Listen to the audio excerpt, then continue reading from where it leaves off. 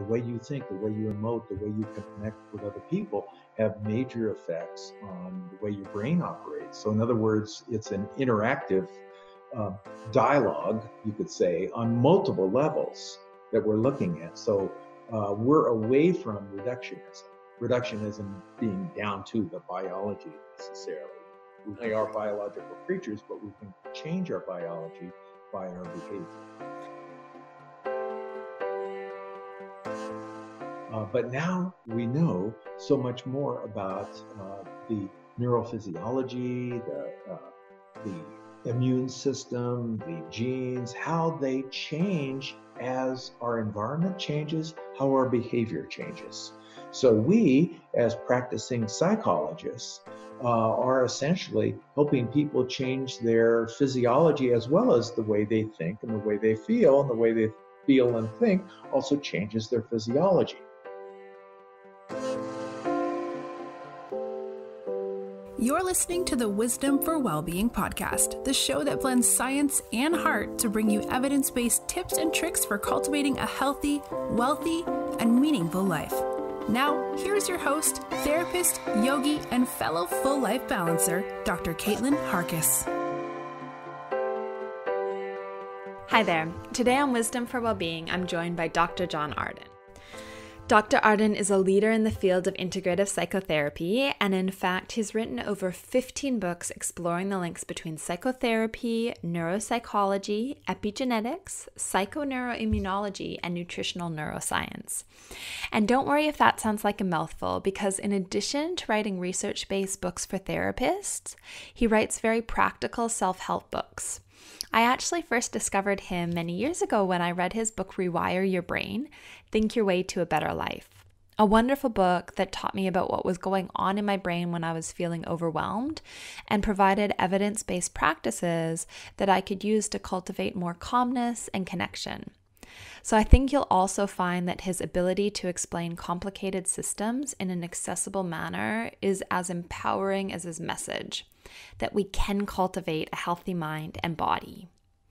And he should know, in addition to being a brilliant author and teacher, Dr. Arden has been working as a psychologist for over 40 years and developing mental health programs, including leading one of the largest mental health training programs at Kaiser Permanente, where he worked as the Northern California's regional director and supervised over 150 interns and postdoctoral psychology students. In today's episode, Dr. Arden will introduce you to the foundations of a healthy life through something called SEEDS, which is a mnemonic, as well as sharing the FEED approach, another mnemonic that will help you learn new skills and ultimately rewire your brain so you can create positive change in your life.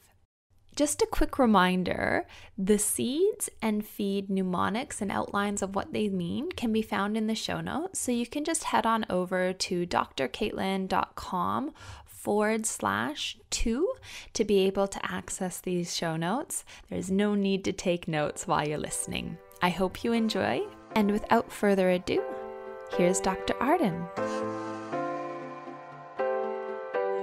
So, John, thank you very much for agreeing to be on the Wisdom for Wellbeing podcast and taking this time out of your day to have this conversation. As I mentioned in our little discussion before, I'm so delighted and excited to talk with you because you've been someone I've been following for a number of years, and I've been consuming your material, both the self-help and the material that you're offering for clinicians as well. So thank you. Oh, well, thank you. And it's a pleasure to be here with you. I guess in terms of starting our conversation today, I mentioned that it's an optimistic view, and I find that your view of what we might call brain-based therapies, or looking at the underpinnings of a lot of the psychological effects and benefits that individuals can access through psychology, but an integrated approach to health and well-being is really optimistic and hopeful. You talk about how we can rewire the brain, for instance, how we're not bound by difficult, mental ill health that we might have suffered in the past, that there is an opportunity to transform our experience in a healthful way going forward. And your more recent book, Mind, Brain, Gene, also looks at the epigenetic factors. So how we can turn on or turn off genes that might be related to well-being, away from ill health, and how psychotherapy might actually be a part of the transformation that we're making at a very biological level, which is incredible. Mm-hmm. And in fact, you use the word integrated, and I want to underline it because what we're going to be talking about, and certainly what I've been trying to address, is the non-reductionistic approach. So, though you noted brain-based, I'm not thinking that it's all about the neuron or all about the gene, but rather your behavior. The way you think, the way you emote, the way you connect with other people have major effects on the way your brain operates. So, in other words, it's an interactive uh, dialogue, you could say, on multiple levels that we're looking at. So, we're away from reductionism being down to the biology necessarily. We are biological creatures, but we can change our biology by our behavior. Well, yeah, would you mind starting with that? Maybe would you give us a bit of an overview of this integrative psychology framework and how different disciplines come together, or, how what's happening in our brain affects what's happening in our body and our gut, and just a little bit of an overview of what's going on here. Sure. Why don't we even say that two of the big founding fathers of, and there was many founding grandmothers as well, but they don't get as much credit as they deserve. But that at some point in the future, we would be talking about how counseling, psychotherapy, or changing the way you think actually changes brain structure. So William James and Sigmund Freud hypothesized over 100 years ago that in fact what we're doing. However, they didn't know much about the brain. They didn't know much about how even the prefrontal cortex worked. But now we know so much more about the neurophysiology, the immune system, the genes, how they change as our environment changes, how our behavior changes. So we, as practicing psychologists, are essentially helping people change their physiology as well as the way they think and the way they feel, and the way they feel and think also changes their physiology. And so we've come a long way in 100 years.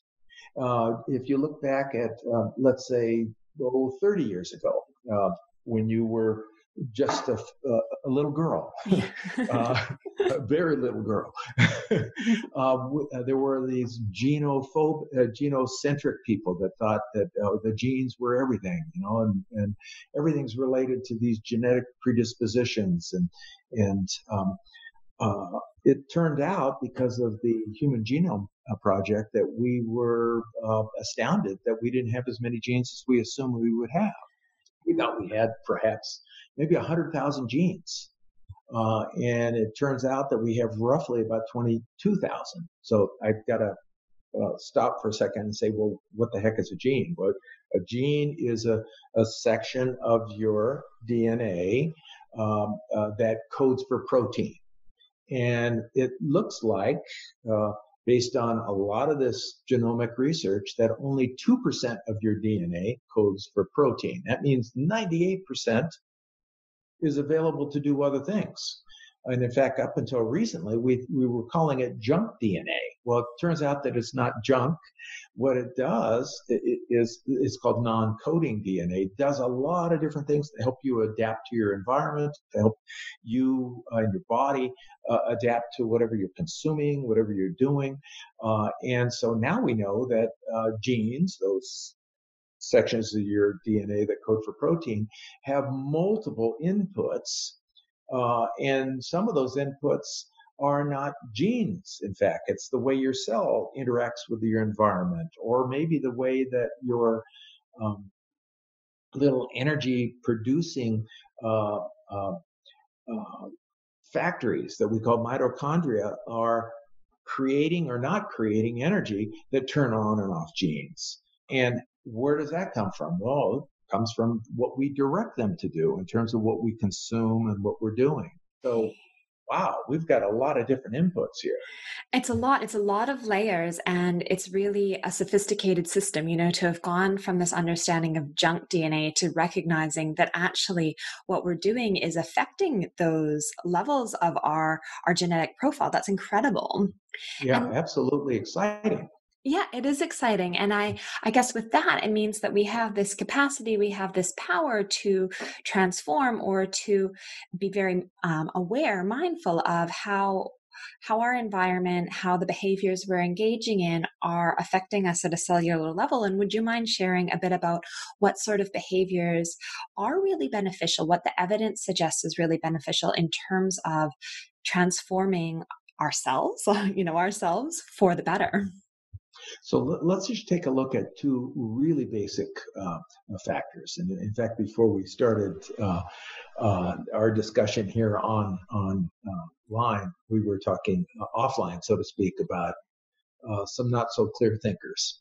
And what we know about the Western diet, for example, is it's replete with simple carbohydrates and you could say sugars, and also trans fatty acids, oil that's boiled in a metal container. And the Western diet is actually creating multiple health problems, pandemics. You're talking from Australia, I'm talking from the United States, and we lead the world. We, United States, lead the world in the pandemic right now. And that is obesity, and we're number 2 in diabetes type 2. I was down in Mexico not long ago. They're number 1 in diabetes type 2 and number 2 in obesity. Now, why is that such a concern? And some of the listeners might be saying, well, I'm not obese. Why would I even be concerned about it? Well, it turns out that extra fat cells actually create some problems, not from a vanity point of view, but from a maladaptive immune system point of view. In other words, you turn on your immune system when you don't want it on. Why would that be an issue? Well, if you suffer from chronic inflammation, that is an issue. And it turns out that extra fat cells turn on the immune system in a way that creates chronic inflammation. And so why would that be a problem? Well, do you want to be foggy headed and not be able to think very clearly? Do you want to have bad moods? Do you want to be more susceptible to or vulnerable to being stressed out easily? Well, those aren't very adaptive characteristics, right? So here you have genes, immune system, and behavior all working together to a person's detriment. What you described And there, that's why it's so John. important. Yeah, like the foggy headedness and the stressed out that is related to the increased inflammation that an individual might be experiencing. Those to me would be warning signs for mental ill health. They certainly are things that, I hear and I think, oh, that's not a good sign. And yet there's this cycle, isn't there? Because often when we aren't feeling our best, when we're more stressed, when we're feeling low, when we're overwhelmed, that tends to be when people then reach for the hamburger. Mm-hmm. That there's this cycle. So I guess I'm curious, you've got an acronym, SEEDS, around the different areas that people can work to improve their health, as well as this idea of how we might feed our brain. And I think that's going to relate to how we transform some of the behaviors that Mm-hmm. are more healthful. So just since I've given a mouthful, would you Mm-hmm. mind leading with SEEDS and explaining what that is and how you came to develop this really handy tool for people to take care of themselves? Well, I appreciate you bringing that up. And earlier we were talking about how important it is to make uh, complicated science easily understood by the general public. And I'm always compelled to try to come up with ways of remembering important factors. And so the mnemonic SEEDS is a way of remembering these 5 incredibly important health related factors. And you mentioned earlier, feed your brain. We could talk about that too. That's another mnemonic, easy way to remember important factors. So let's talk about the SEEDS factors. So these 5 healthy factors if not engaged in and cultivated on a regular basis, can actually decrease your longevity. In other words, you die sooner. And you're not only going to die sooner, but you're also going to die not so comfortable with death either. So this is about longevity. It's about clarity of mind. It's about even the length of your telomeres, which are the caps on the ends of your chromosomes that protect your chromosomes from mutations and so on. So what are the 5 healthy factors? Well, to begin with, the first S of seeds, now remember it's SEEDS, planting seeds. The first that S memory. is social. We are incredibly social beings. In fact, we probably are the most social being on the planet. We're the ones that are born most premature of any other species. A calf or a colt is born and they're walking around all right away. A bird is hatched and flies out of the nest, in a couple days. We're with our principal caregivers, are generally our parents, for the longest period of time as incredibly defenseless individuals, soaking up the emotions, soaking up the affect regulatory capacities from a psychological point of view. And so we learn how to regulate our emotions and regulate the way we think based on that absorption. And we know now that if you are in a early environment that we psychologists call attachment, that's not so good, meaning insecure, that you've got all sorts of major underdeveloped areas of the brain, especially the brain's brain, the prefrontal cortex. And in fact, the seminar that I'll see you next at of the brain that's underdeveloped as a result of neglect and child abuse. I mean, now we're able to see what doesn't develop as a result of inappropriate or abusive early attachment. So we've got this whole infrastructure that relates to our connectivity. And I won't go on and on about all these brain areas and everything else, but the bottom line is it even goes down to the genetic level. We know now from epigenetic research that secure attachment, in other words, good nurturance early on, actually develops a thermostat in your brain through epigenetic factors. Incredible. It's really, really incredible. This is amazing that we're all these theoreticians 50 years ago were talking about this without talking about the gene aspect. They were just saying the psychological aspect. We know now that there are epigenetic factors that relate to this thermostat-like function. So let's go to the first E of seeds, and that's exercise. It's the most powerful of them all, actually. So as hunter-gatherers, and we were up until about 11,000 years ago, everybody on the planet we were all hunter-gatherers. It wasn't only, there still are hunter-gatherers, but basically what we're talking about is as a species, we move roughly about 10 miles a day. And our bodies evolved to move 10 miles a day. Well, very few people do that. Yeah. And so, I've got to, just to get to my mailbox, if you don't mind, I'm going to bring the camera down. You see that down there, it's about, so I'm up on a mountain ridge, right? Yeah. And so I get to go down to my mailbox and I get a epigenetic and physiological boost just to get to my mail because it's a good 1.5 mile loop, but it's down about 500 feet. Very strategic, so John. Yeah. And so that's my minimal dose of the day. And then I get to go up that ridge over there. You can't see that. But anyway, we need to do a cardiovascular boost every single day.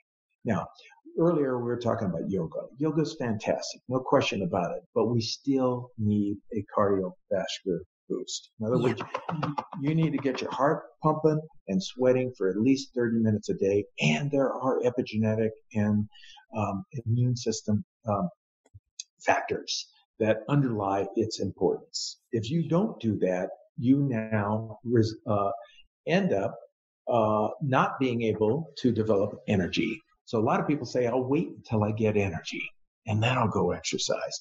Actually, you get energy by exercising. So if you permit me a little bit of a sidetrack here to talk about I think this is important, and I think this applies to a lot of us because, as we know, a lot of us are not regularly exercising. So I think head on the sidetrack. I think it's related. Sure. Every cell in your body has these little energy factories, and they're called mitochondria. Don't worry about the term, but there are these little energy factories. All species have them. That's about 2 billion years ago. That's how multicellular creatures developed, by one bacteria consuming another bacteria. So that bacteria that got consumed later became what we refer to as a mitochondria. Mitochondria, these energy factories, produce energy for your body, for your cells. And they are critically important. If you don't have them, if they're dysfunctional, you get brain fog, you get fatigued, and you die early. Yeah. And so how do you get more mitochondria? By actually using the energy produced. Well, how do you get the energy produced? Through both breathing and the food that you consume. But now what we're doing is we're killing our mitochondria by pouring in too much sugar and not moving. And so now we get all this free radical damage instead of the energy.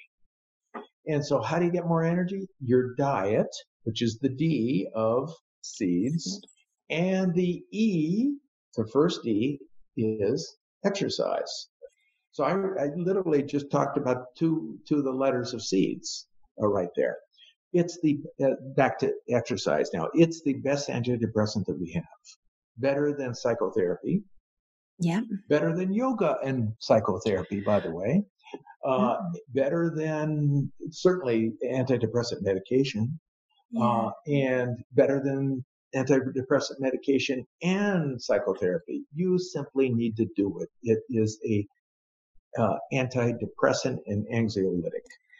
Okay. It's really amazing just to sort of highlight that exercise can have such a profound effect. And I am aware of colleagues who have an agreement with clients that they might see that they must exercise to continue with their psychotherapeutic work. And it's an interesting negotiation or agreement, just because I'm also mindful of the fact that there are often a lot of barriers to entry in regards to exercise. And I think that's something we can come back to once we work our way through the seeds, is trying to help people perhaps walk away with a few ideas for how to troubleshoot starting a regular exercise program and being aware of, the difficulty we might have when we have a busy life, when we're tired, how we conceptualize how important exercise is. And I think you giving us that understanding of what's actually happening at the cellular level, for me, that's really motivating, because I sit here going, I need to make sure I really prioritize this, because those days that I'm feeling sleep deprived and tired and balancing, X, Y, and Z in my life, it's going to ultimately feed me and be really important that I do get out and do some, cardiovascular activity to improve my well-being and my capacity to cope with all of these stressors or these, beautiful balances that are in my life. Exactly. And in fact, I'm like one of your colleagues who require my clients to do that as a condition for seeing me. Because if the seeds factors, and here we're talking about exercises, aren't employed, what we're not doing is providing the foundation to build our helping relationship. So in other words, if there's no foundation, what are we doing? We're talking around it. So I sometimes, if they don't exercise before seeing me, I'll take them for a walk and do the walk test. The walk and talk session. Fast enough so it's hard to talk and walk at the same time. Then you're getting a cardio boost. Yeah. Okay, the second E. Were you going to say something? Well, I was just going to relate it back to you and some research I'd done, because I did a process evaluation of a yoga intervention. And when I'd been designing the intervention, because there's such strong literature around increasing your heart rate, there's obviously different styles of yoga, and some of the stronger, more dynamic styles do increase your heart rate. So there is a cardiovascular benefit. And we included that in some of the work that we did by I guess this awareness of how important that outcome actually is as an alternative to some of the gentler styles, which I think are really great at turning on the parasympathetic nervous system and helping people relax and stress, but that there's these different variations within, a yoga framework, for instance, but that this might relate to, for instance, walking as well, that we need to be mindful of the heart rate actually increasing regardless of what type of exercise we might be choosing. Exactly. And in fact, earlier we were talking about Kundalini yoga, and they employ this, what they call the breath of fire, which is essentially hyperventilation, but they're also doing a lot of the traditional hatha yoga positions while they're doing the breath of fire. So they are getting their heart rate up at the same time as they're doing these stretches, simultaneously attempting to meditate. So it's a combination of those three. Yeah, which is incredible. So sorry, let's continue on our seeds journey and plant these seeds. So we had social and exercise. And so the second E is education. And so if you're not learning something new every day, you're not building the connectivity in your brain. So think in terms of your brain being composed of roughly about 100 billion neurons. And then there's probably another trillion of these glial cells. So let's just talk about the neurons right now, not to say that the glial cells aren't important. They're incredibly important. But these neurons aren't all pre-connected and hardwired. They're soft-wired by what you do. And so by learning, you make new connections. In fact, earlier you mentioned one of my earlier self-help books called Rewire Your Brain. Yeah. That's the whole concept there, is by learning something new, you're making new connections. And we call that memory. And so later in life, for example, for any of your listeners that are concerned about whether or not they might develop dementia, we know now from all this incredible research on longevity that the greater cognitive reserve you have, the more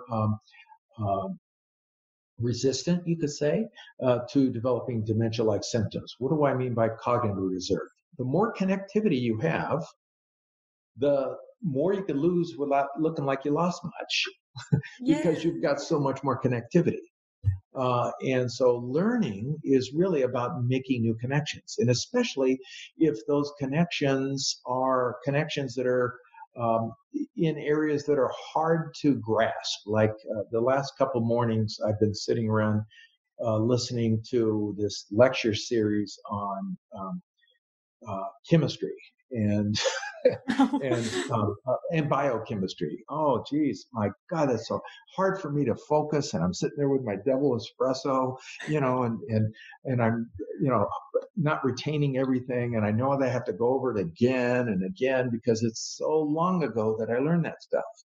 And so the more connectivity I have, the more building I can do later on based on all those connections. So we could say that learning is part of the infrastructure of your brain's ability or your mind's ability to think in nimble and flexible ways, meaning you're more adaptive. And so, and especially if you learn things that you're less likely to like. I mean, because as you cultivate things that you don't like, sooner or later you like them. Okay, so that familiarity, once you're kind of getting to a certain level in something and it perhaps becomes a bit more easeful, it becomes a bit more enjoyable. Exactly. And let me just use a very rudimentary example. Riding a bicycle. When you're first learning how to ride a bicycle, of course, this is just motoric, muscle movement and everything. You're wobbling all over the place and, you're falling down. After a while, you get the hang of it. Or let me use another example, what I'm going to do tomorrow. And then look up there at the ski resort there. I'm going to go up and go skiing for the first time this year. And so I used to say, if you're not on the edge of falling, you're not learning. That's a beautiful way of putting it. And so after a while, you get more agile and more nimble and all that. Well, if we're talking cognitive, meaning thinking, and learning some things that you don't normally, you're not that familiar with, like a whole different language, then you're building so much more of the infrastructure. And especially if you're a little disturbed by it, Okay. then you really develop some infrastructure there. So it's actually helpful to feel a bit uncomfortable. It's getting out of your comfort zone by the sounds. That edge of falling is beyond where a lot of us might intuitively feel like the most comfortable life exists. If we're getting a little bit further out there, it might actually enhance the quality of our life. Exactly. So we as psychologists know that to help a client achieve better adaptability, less anxiety, and all that, we have to expand their comfort zone. How do we expand their comfort zone? By getting them uncomfortable so they can later become comfortable. So if, on the other hand, we were the type of therapist that hold people's hands and just, oh, it's so bad, yes, and we're soothing them and all, that's all nice and everything, but you're not helping them actually expand their comfort zone. So really what we're doing is we're getting them out of their comfort zone so that comfort zone can get enlarged. That's how the brain works. Brilliant. So you're not going to expand your brain's capacity to develop more agility without getting out there beyond where you're necessarily comfortable. So education is then, by the sounds, it's not just formal education like going off to tertiary and getting a degree. It's taking this opportunity to learn new skills, new opportunities to push yourself sort of to the edge in various areas in your life, to a place where you feel a bit more uncomfortable, be it language, or, you use the example of skiing, but I gather here we're talking about cognitive learning, and it doesn't have to be done in a formal sense. It's something that someone could do. Like you mentioned this morning, you were by yourself, consuming this material on chemistry, and you provided yourself that opportunity to learn something that you at this point might feel a bit uncomfortable with. It's a bit foreign because it's something you haven't engaged in a number of years. Excellent summary. Wonderful. That's fantastic. So that's empowering. People can do it. Exactly. Oh, absolutely. And every increment is to your benefit. And so the bottom line is just going a little bit beyond where you were the day before is the building process that we're talking about. Just a reminder that our launch party is happening on @Dr. Caitlin on Instagram and @Wisdom for Wellbeing Pod on Facebook. Right now, you have a chance to win the Mind Prize, which is one St. Belford Curation 2020 diary. This diary is amazing in guiding you through your mind, body, and soul care, from prompting you to reflect and plan for everything from self-care, a mission statement, and habit and saving curation. It's a beautiful opportunity to focus on what you would like to create in 2020. You can go to www.stbelford.com.au to have a look. And this diary pairs perfectly with the Busy Mind Reboot course, which is developed by Dr. Jessica. And of course, we are talking to Dr. Jessica in episode 3. She'll share more about the Busy Mind Reboot herself, but it was basically created as a way of making psychological skills accessible more broadly, particularly given that so many of us are reporting higher levels of stress and distress every day. You can head to busymindreboot.com to sign up for her Insiders Club, which is free as well. Finally, to create an environment for the mind to find its vibrancy, the Mind Giveaway Prize includes an essential oil and a room spray developed by Haley at liveessence.com.au, who handcrafts these natural plant-based fragrances to really nurture. Please head to drcaitlin.com/launch TCS to read the full launch terms and conditions. Thank you so much for celebrating Launch Week with us, and good luck if you are participating in our giveaway.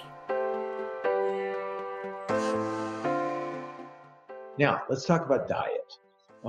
Earlier I mentioned, what we're doing in the Western diet that's actually killing us and fogging out our brain. But think in terms of diet as part of the infrastructure of neurochemistry. We have been fond of talking about all these brain chemicals called neurotransmitters, and there's some that are super popular out there. Then the general public says, oh, serotonin, it's all about serotonin and all that. Well, the drugs don't make these brain chemicals like serotonin, for example. Let's take that one. It's made by your body via the food that you eat and the specific precursor amino acids. In the case of serotonin, it's tryptophan. And if you don't mind, let's talk a little bit about gut bacteria. Yeah. Your gut has a lot of important types of bacteria. And we want to have a balanced spectrum of bacteria in our gut. There's more DNA in your gut that isn't you than there is in each one of your cells that is you. So we're host to a lot of bacteria that's doing a very, very important job for us. And part of that job is to digest our foods, create all these various neurotransmitters, neuromodulators, and all that. And if that bacteria gets imbalanced, we call that dysbiosis, because of the food that we eat that's more on the simple carbohydrate level or fried foods. Let's take fish and chips, for example. I know it's very popular in Australia and certainly the UK. Yeah. So here you've got, well, let's take the chips. All the real nutrient parts of the potatoes are already peeled off, and then you soak it in hot grease. Well, boy, what that does is screw up your gut bacteria. And by the way, we call them French fries here, and it's the most highly consumed vegetable matter in my country as well, doing all sorts of damage. I'm not saying it would kill you if you ever have a French fry. I'm just saying you just don't eat it every day because you create inflammation. Yeah, and interesting that it's the most consumed. It is. And so if you have inflammation in your gut, then you're going to have probably leaky gut syndrome, which means now your gut lining is not exactly that, ironclad. You're going to get inflammatory chemicals in your abdominal cavity that's going to signal your brain to produce its own inflammation. There are these cells that I was mentioning before, the glial cells, and they're microglial that are like your immune system in your brain. So if it senses those trillions sense your inflammatory circuit, you're going to have inflammation in your brain, which means you're not going to be able to think clearly. You're just going to be all fogged out. You're going to have blue moods and all that simply because you ate a bunch of junk. So it's bidirectional. So, what is happening in your gut affects what's happening in your brain in a powerful way. And you could see it all over the general media right now.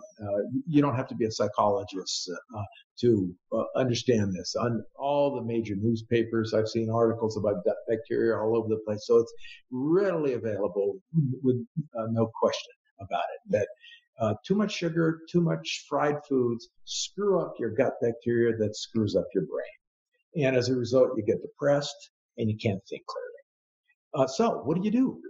Well, it turns out that the Mediterranean or the Okinawan diet, which is the Asian equivalent to the Mediterranean diet, is actually the most beneficial to not just your gut bacteria, but your entire being. So what is it essentially about? Well, it's about building everything you are consuming on vegetables and fruits and vegetables, a little bit more the vegetables and the fruit, but basically fruit and vegetables, and complex carbohydrates. Not, I know there's this big fad about no carbs and all that kind of stuff, but complex carbohydrates are very important. And if you want to be a vegan, you better be a smart vegan, because there are a lot of vegans that are really destroying their health because they don't understand the full range of nutrients they need to consume. So being mindful of supplementation in that case and making sure that you're accessing the vitamins, the minerals that you need. Well, there is a big dialogue and big debate about supplementation. Most of the supplements that we take get peed out anyway. there's far more bioavailability in the foods that you eat in terms of absorption of your essential minerals, your essential vitamins, and so on. I mean, I take vitamins myself. I take a multiple and I take an omega-3 and a D. Well, yeah, how much of it is I'm absorbing? Heck, I don't know. But far less than I am through my so-called Mediterranean diet. Now, the Okinawan diet is similar. And again, it's built on fruit and vegetables. And with regard to saturated fat, I mean, you and I have been vegetarians, I'm assuming, various times. Well, it turns out that a little bit of meat isn't really going to kill you. Personally, I don't eat much myself, but certainly like fish. But it's not going to kill you. But if you have it every day, that's bad news. Because you get too much saturated fat in there. But actually, trans fatty acids acts like saturated fat in your brain too. So, you could say, oh, I'm a vegetarian, but I eat a lot of chips, meaning French fries. So it's that concept of being, a junk vegetarian, for instance, where you're, going and getting the potato chips, the French fries, the cookies, whatever it may be, that is an option that's available. So just because you're a vegetarian or a vegan, it doesn't necessarily mean that you're eating all of these fruits and vegetables that you alluded to needed to be the building blocks and then the complex carbohydrates. Yeah, exactly. Well, wonderful way to encapsulate that. A junk vegetarian is like a contradiction in many ways. I'm a vegetarian because I'm really into health, but I'm into junk food. So anyway, we could go on and on about the diet aspect, but let's go to the last S of seeds, and that's sleep. And so there's no one thing called sleep. Just because you sleep through the night doesn't mean you're getting good sleep architecture. And what I mean by sleep architecture is there are levels of sleep that are associated with particular types of brainwave patterns. And so we've done a lot of research on sleep stages for really almost 100 years, thanks to the advent of our EEG machines and so on. So we know that there are different brainwave patterns that are associated with stages of sleep. And these stages are critically important for all sorts of fundamentally important aspects to our health, like our immune system. So with slow wave sleep, for example, our immune system gets bolstered. And that's the deepest sleep. That's the so-called delta theta wave sleep. And with REM sleep, when people think, oh, that's dream sleep. Well, REM sleep is if you look at the brain waves associated with REM sleep, it's very much like what we're producing right now in terms of trying to attend to what one another is saying.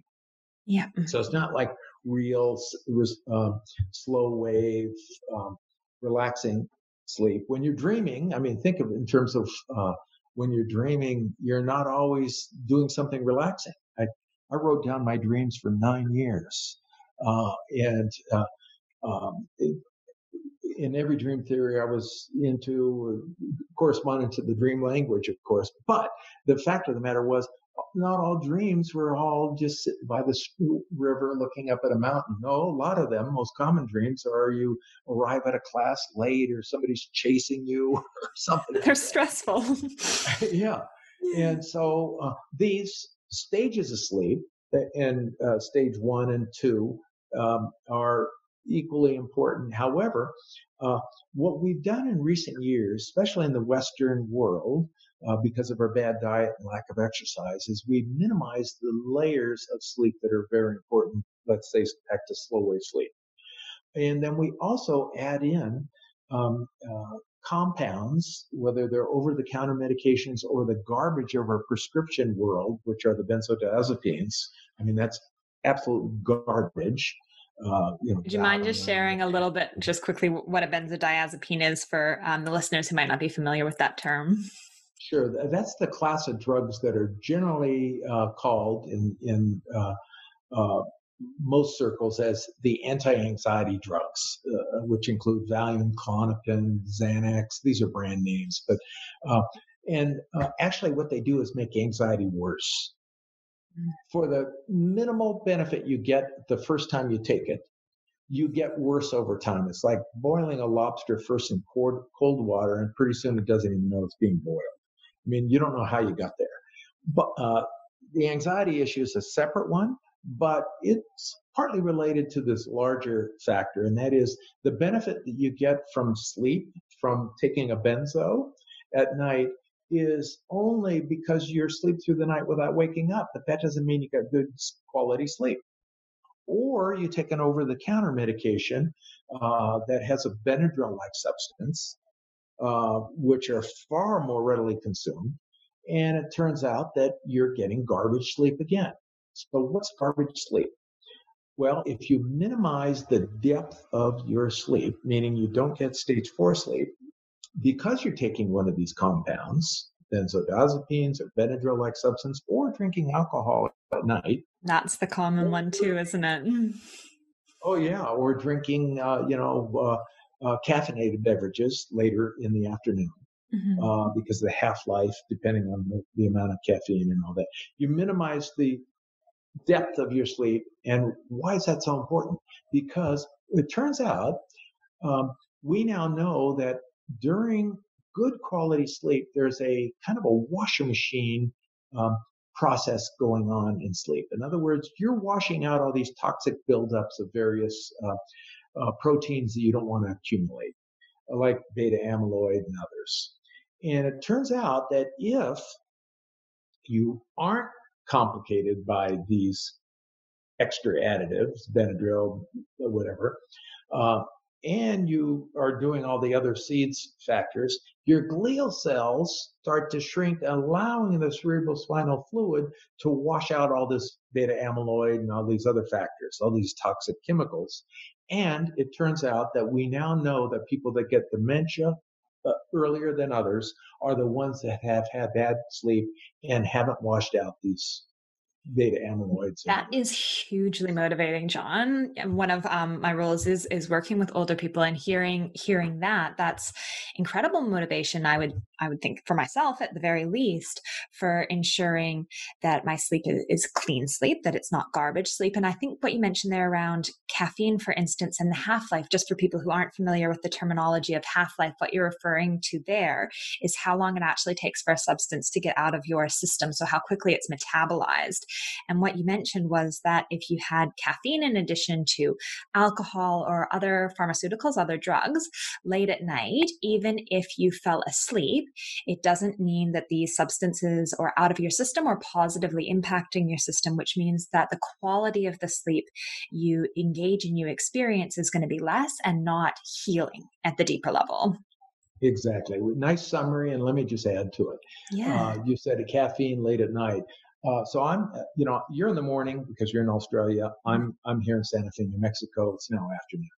If I were to consume my favorite drug right now, my only drug that I consume right now is espresso. And I love espresso. When I was sitting there listening to this lecture on chemistry, I was drinking my double espresso, But I would love to have a double espresso right now. And you know what time it is here? It's roughly about 1:30 or something like that in the afternoon. I cannot drink a double espresso at this time and get good quality stage 4 sleep tonight. So not late at night, in the afternoon. In the afternoon, yes. Yeah. Drinking caffeine or consuming caffeine, and I'm talking, even green tea. We're all into green tea, because of phytonutrients and all that. Well, then you have less depth to your sleep. So generally speaking, caffeine ought to be done by lunch. Okay, that's a good memory hook and a good time frame for people to work to. And a couple more things about sleep on a real kind of basic level. A lot of times people don't understand that body temperature is a very critical aspect to sleep. You can get to sleep if you're all covered up in your duvet or whatever, your quilty or whatever, but your body temperature should be dropping, not rising. Mm-hmm. And so what typically happens with people who aren't cognizant of that fact is they wake up in the middle of the night and can't get back to sleep. And so what you really want to be doing is go to sleep on a little bit on the cool side, So you're thinking, oh, I'd love to have that extra blanket on me right now, but I don't. I want to be able to have my body temperature to drop. So body temperature is critically important, and a lot of people don't pay as much attention to it. The fresh air as much as possible, opening the window, whatever, not a stuffy, warm room. Another thing that we in the modern world now are paying attention to, like you and I, as we look at one another through the computer here, is we're looking at straight at light. And a lot of people look at light in the late evening because they're looking at a computer screen. And it tricks the brain. Your retina picks up the information, signals your pineal gland that it's daytime outside. Don't secrete the sleeping hormone melatonin. Yeah. And so what you're doing is you're manufacturing insomnia as a result of computer use late at night. Now, one last word about sleep that I think is important, because a lot of times people are saying, well, I'll just go to the health food store and buy a bunch of melatonin. Well, if you want to get depressed, go ahead. Because if I know that a lot of people know what seasonal affective disorder is, especially in the extreme northern latitudes or extreme southern latitudes in the wintertime. In other words, not enough light. Well, when there's not enough light, full spectrum light, and you don't get outside, as a result of that, less light, your pineal gland secretes more melatonin, which competes for serotonin, for the same receptor sites. And so that's why people get depressed. Now people are taking depression in a bottle. That's interesting, because I think a lot of people have heard of serotonin, and it was, we referenced it earlier. So here you are saying that melatonin is hitting the same receptor sites as serotonin, which people are familiar with, and that link with depression. Exactly. And so what we don't want to be doing is taking things that make us more depressed. And actually, melatonin is just a circadian rhythm regulator. It's not a sleeping potion. Mm-hmm. And I've seen people come in 5 milligrams, 10 milligrams of melatonin a day, and they're asking me to help them with their depression. Well, they're taking depression in a bottle. So it's something to be really, really mindful of, because it is common practice. It's something that I'm aware of a number of people being recommended from different sources of information, or something that might have been Googled, and that is actually going to negatively impact your sleep as well as your mood. And I guess another thing that came up there was this idea of blue light or screen use late at night, and how that disrupts the circadian rhythm again. So this idea of the circadian rhythm being how our body and our sleep and wake cycle flows through the day. And I'm aware that when a lot of people can't sleep, the easiest access is your phone for a distraction, isn't it? A lot of people would be in bed on their phones, and that's something that's really unhelpful in the long run. Exactly. Do you have any tips of what people might be able to do if they are having trouble sleeping? Just a really quick sort of starting point, and something that maybe people could follow up. Sure. So think of your bedtime routine as really critical here. You want to, for example, even have your bedroom be associated with just one or two things, and that's it. Nothing, no TV in there, no time for you and your partner to talk about finances. You don't want to have your office in there. It's one or two things, and one you do more than the other, and that's the sleep one, and the other one is, maybe the sensual activity between you and your partner. And anything else, it's and by the way, I'm just sort of summarizing what has been referred to as cognitive behavioral treatment for sleep. There's a whole field. Yes. And they're really into this whole idea of conceptual frames and everything else. And it's very important, because the way we conceptualize where we are, the rooms that we're in, has a major effect on what we do in those rooms. And so if your room only has to do with those two things, you're more likely to do those two things, as opposed to bringing up complex stuff with your partner late at night. I've been holding on to this feeling, and I just want to share it with you. Wait till the morning. You don't want to go to bed in a bad mood. Well, now, prior to getting in that room, let's say, what you do in the evening is important, and what you consume. We were talking about that earlier with regard to caffeine and alcohol and all that, light exposure.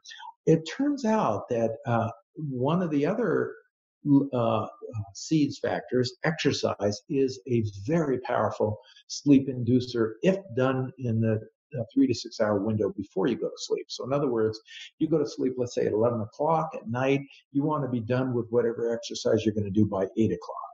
And what could that be? You take a brisk walk after dinner. And it turns out you get a much better sleep architecture if you do that. Beautiful. So body temperature, exercise, also what you consume for dinner is a very important factor, and whether or not you snack after dinner and what you snack on. And so if you're going to snack, let's say, you certainly don't want to have anything that's a stimulant. And some people might say, well, okay, you already talked about caffeine and all that, and alcohol, but what about, again, simple carbohydrates? People like desserts. And I'm not saying it's going to kill you if you have it. I love, ice cream and all that, but I don't eat it every day. In fact, maybe once every 2 weeks or something. But if you have it every night, or a piece of pie or something like that, you're creating this neurochemistry of insomnia. So diet is really an important factor. See how these seeds factors work together? Yeah, they're very interrelated. Exactly.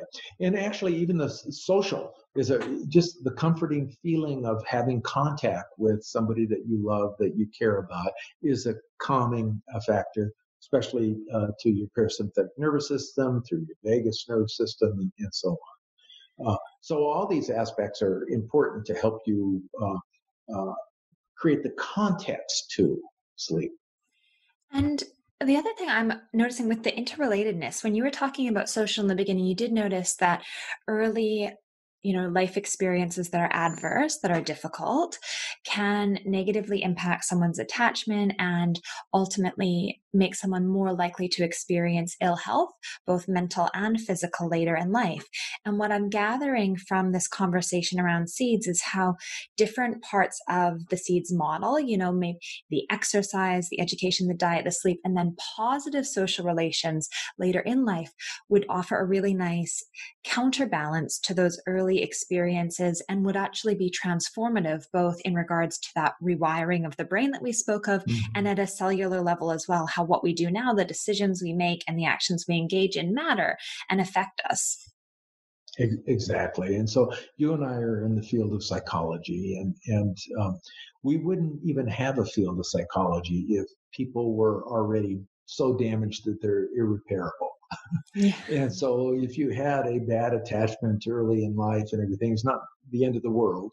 What you can do is kindle up those networks and create the ability to self-soothe through mutual soothing through our reciprocal and warm relationships.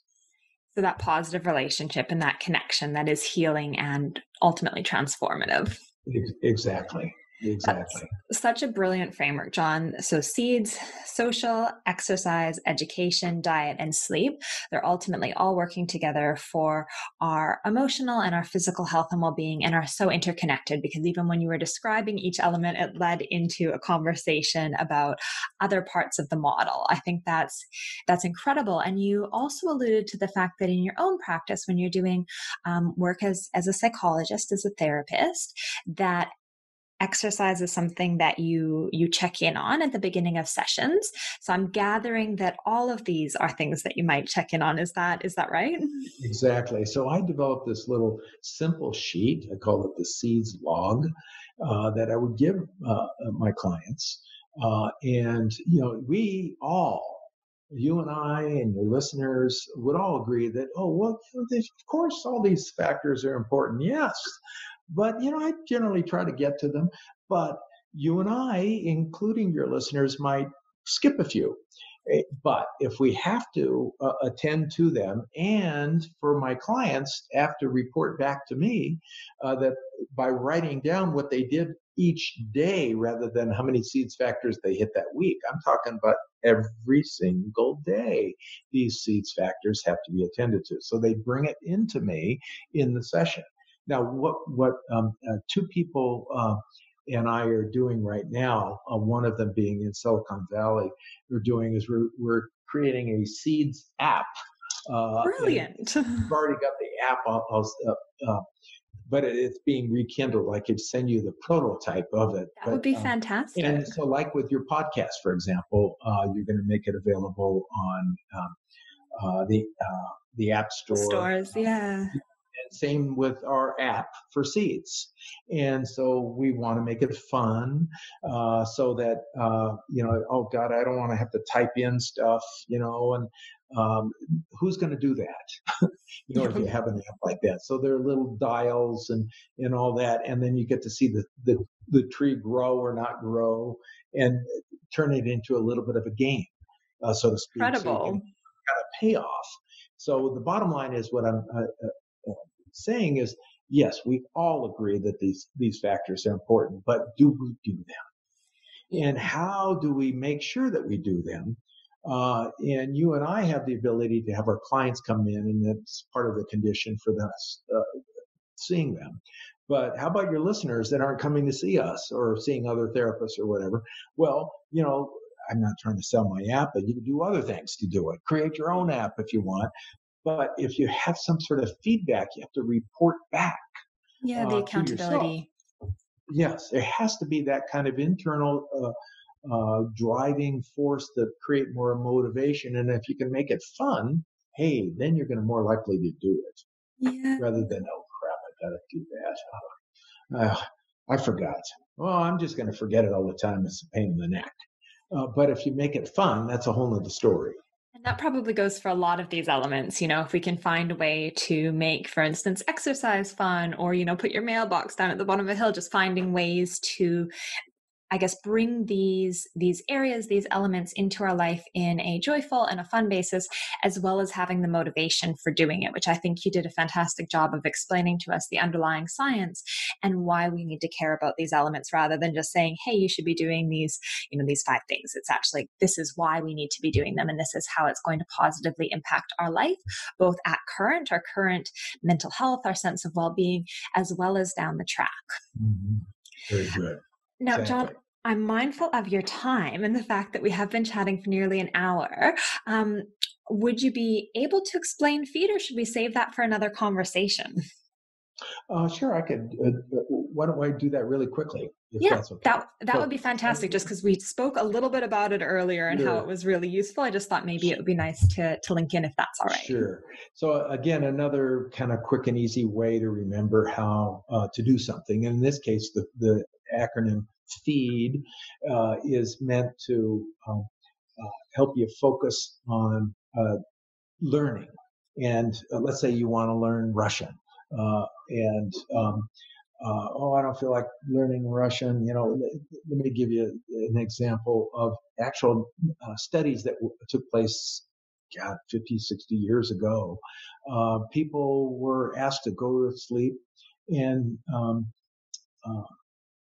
they listened to phonographs. And I'm sure some of your listeners know what a phonograph is, but these record players, and they went to sleep with a phonograph playing a record of Russian speakers. And the whole concept was that they were going to, wake up speaking Russian because they heard Russian all night long while they were sleeping. Well, yet it didn't happen. They didn't wake up speaking Russian because they weren't attentive and weren't focused. In other words, their brain's brain, which is the prefrontal cortex, wasn't engaged. So the first letter of the word feed is focus. So if you want to learn something new, you've got to be where you are when you're there. You've got to be attending to what you're trying to learn. You can't be asleep. Hence you this Next morning thing, with your double espresso, learning your chemistry, your I biochemistry. kept trying to bring myself back to it again. Oh my God, this complicated chemistry. Do I really want to listen to this? And he has got these cool pictures and everything. I'm trying to pay attention, and but I was doing the first E of feed, and that was I was making an effort when I didn't feel like it. I felt like looking up at the mountain range here and fading off. No, no, I'm going to get back to it.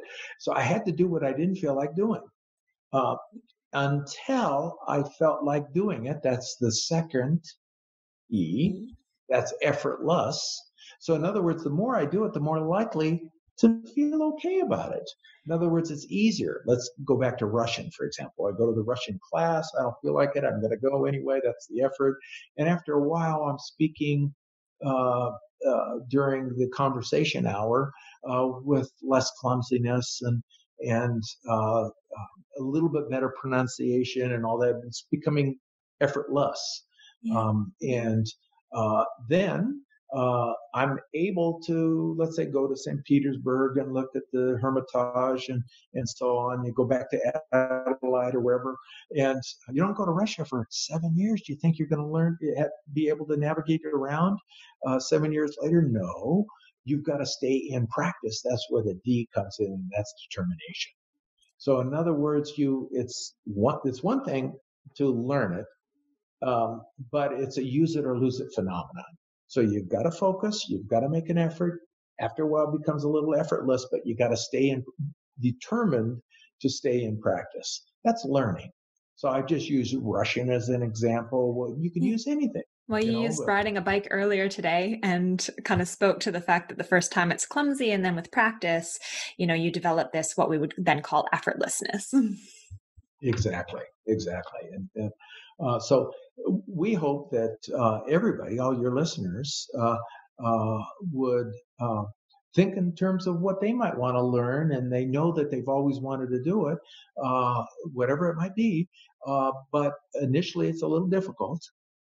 But the brain can get rewired, and it might even be learning how to be comfortable in anxiety-provoking areas. Yeah, well, this is a fantastic, I guess, mnemonic memory for how we might manage anxiety, or even skills related to a low mood and things, how we might transform this, how we might rewire our brain. It does take focus, effort, until we get to that state of effortlessness and determination. And that's something you alluded to this morning, that even when you didn't want to be focusing on the lectures you were listening to, you kept bringing yourself back again and again. It wasn't that it naturally came easily to you. It was something you worked hard for. And when we're suffering different forms of mental ill health, it does actually take a lot of effort to be able to engage in the behaviors and the transformations, mentally as well, the cognitive transformations, to be able to heal ourselves, rewire our brain, and to then experience the beneficial effect of that. And we will get to that stage of effortlessness with enough determination. Exactly. And it's very clear from the research in neuroscience in terms of rewiring the brain, and the technical word has been neuroplasticity, that you've got to be a little uncomfortable before you get comfortable. And so those of our clients, those of your listeners that might be suffering from a little anxiety and all that, if they are clear about the general requirement that being a little uncomfortable initially will, if they push themselves, would result in them eventually becoming more comfortable. But you got to get uncomfortable first. Yes, so that's a really good reminder. And I think that's a really fantastic place to start to wrap things up today as well, is that we've got to be willing to experience a little bit of discomfort in this pursuit of growth and development and ultimately well-being.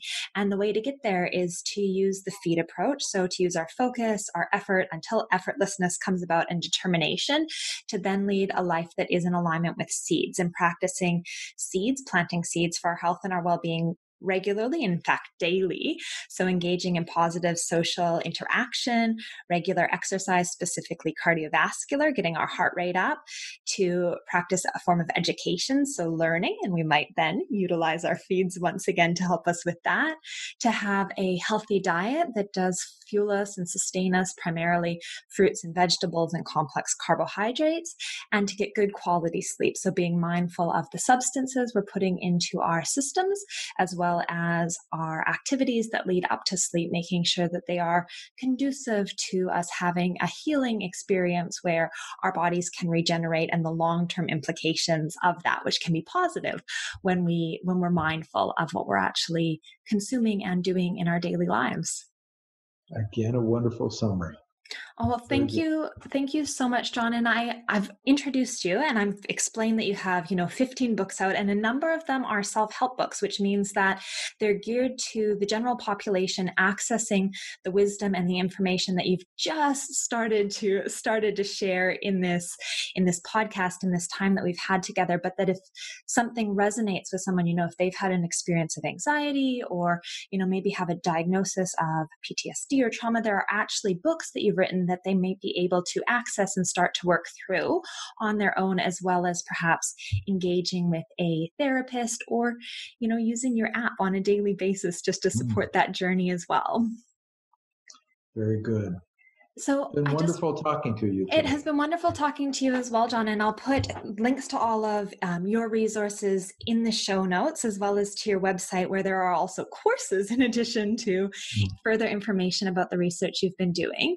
And for listeners who are in Australia, they might actually be able to catch you in person in March. You just shared that the workshops you're offering in Adelaide and Perth are workshops that perhaps everyone could attend and learn more about the SEEDS approach and mind, body, gene, how our various systems are interconnected, to provide a little bit of extra motivation, impetus, and for those of us who are a bit, dare I say, nerdy in our learnings and desire to cultivate that knowledge base, that education. Very good. I'll look forward to seeing you in Adelaide, and thank you again for a wonderful interview.